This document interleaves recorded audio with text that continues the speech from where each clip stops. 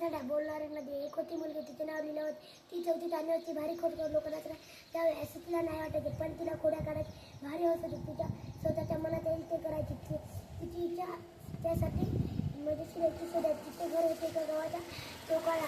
तिच्या घराच्या मागे वावराच्या बाजूला थोडंच चालत गेली नदी होती. एक दिवस लीलाला बर्फाचा गोळा खावासा वाटला. आई म्हणाली नको खाऊ. ताई म्हणाली नको खाऊ.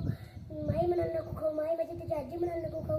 लीला ग लीला नको खाऊ. गोळा जिंकल तिचा गळा सगळं पाण्यावर नाकात. आता काय करावे. बरेच लीला विचार करू लागली.